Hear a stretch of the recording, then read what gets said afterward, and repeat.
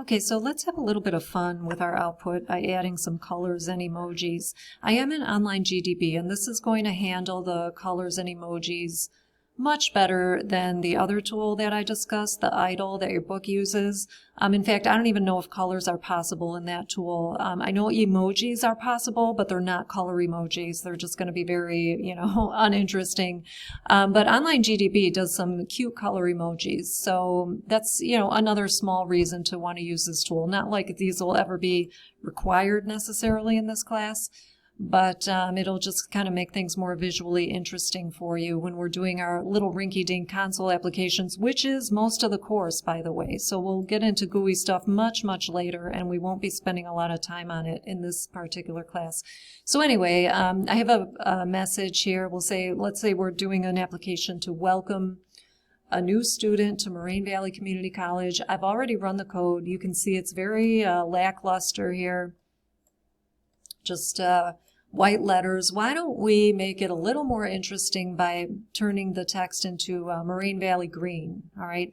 So I will be posting some color codes in Canvas, and basically, let's see where we have light green. We have regular. Let me try the regular green. So I'm going to copy this statement here and paste it into my output. So what I've done is I've used this color code for green. This is the color code for green, and I placed it in a variable.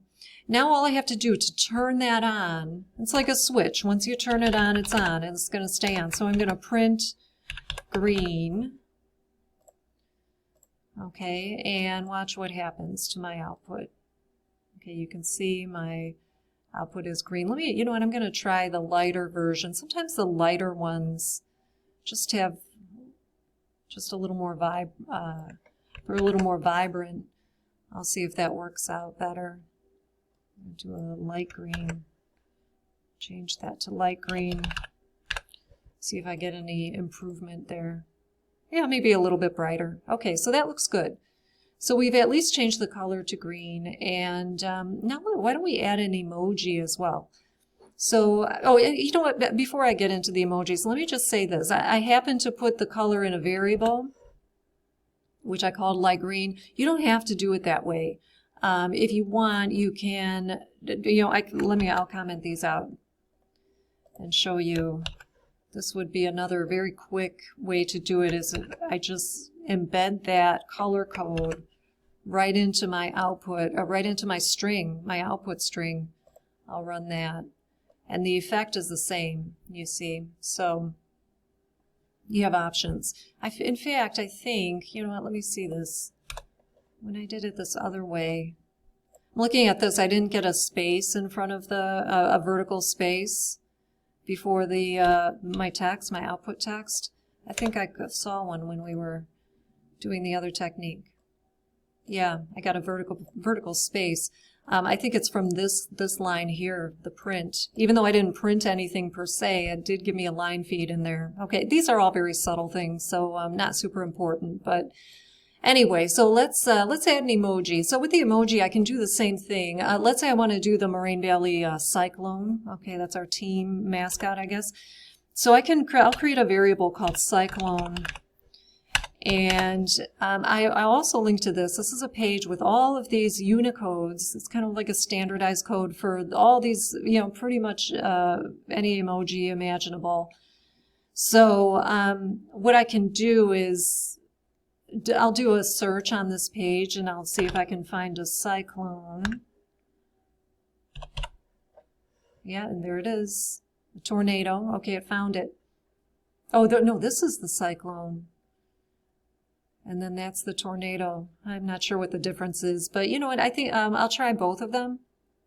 I think this is probably, the tornado is more like the Moraine Valley logo or the mascot that we see on campus. So here's how to make an emoji. You take the Unicode, just copy that Unicode. It's U plus 1F, whatever. So I'm going to copy that and paste it right into a string. Again, you can do double or single quotes on the string. Okay, so now my Unicode is in a string, but I'm not done.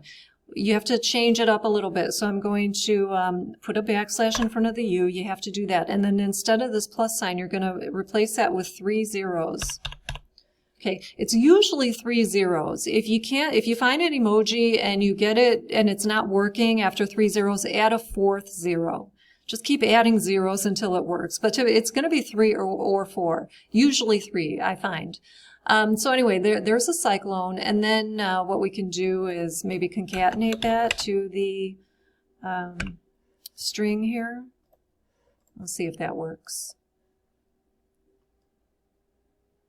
Oh, okay. I wasn't expecting a green cyclone, but okay, I've got something at least.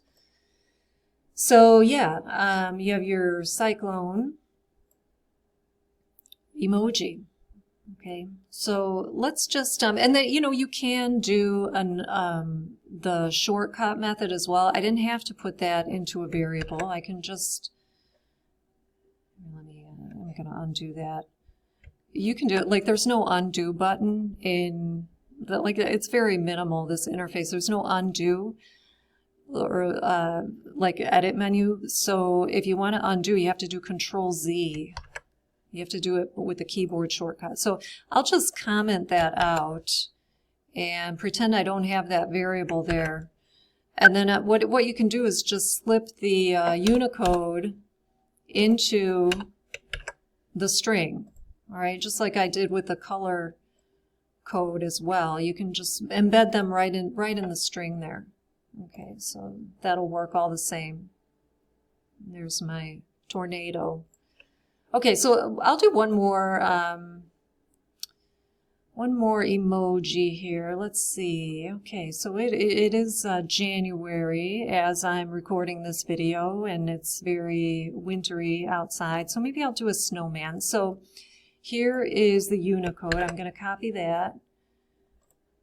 And maybe I'll just drop it right into a print statement here. See how it works. Okay, so as I said, you can't just do this. You have to change it up a little bit. So I'm going to, first of all, I have to put it in quotes. I'm going to do a backslash in front of the U. And instead of the plus signs, I'm going to replace a plus sign. It's replaced with 3 zeros. Okay, okay, here's an example of a 4-0 emoji. You want your emoji to turn, your Unicode to turn blue on you. Notice when I added the 3 zeros, I'm still not blue, okay? And it's not going to work. I don't know what the effect will be. Let me see if I don't know if I'll get an error or not, but okay, so I just got this weird error here about the it's a bad Unicode, and the not turning blue is your big tip off that that's not good Unicode. So I'm just going to add yet another 0, and there you go, turn blue on me. So it's, as I said, it's either 3 or 4 zeros, and there's my little snowman. You can see the snowman in color.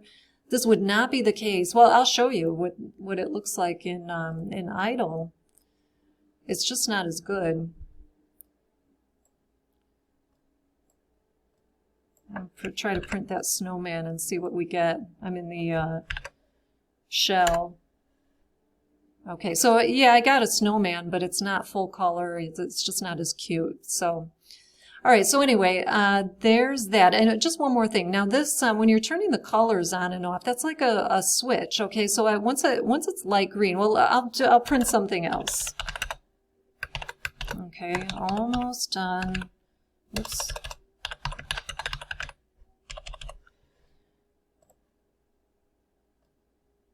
Okay, you see the text is still green. If I want to change that, you can change it any time in your code. So it's like it's like a switch. Once you turn it on, I turned on that green, and now everything this point forward is going to be green unless I change it. I can change it back to white. I can change it to something else. So maybe let me just grab another color here. I'll go with, let's see, I thought, how about cyan? That always looks good against the black background. So we'll do a cyan here, and I think I'll just drop it right into my output string here. Just going to embed it right in the string. Got to be careful. I don't want those embedded quotes.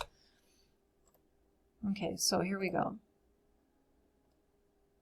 You can you see it change the text to cyan. Okay. And now it's going to be cyan from this point forward unless I change it to something else or change it back to white. So again, the color is like a toggle. It's like you turn it on and it stays on until you proactively change it or turn it off.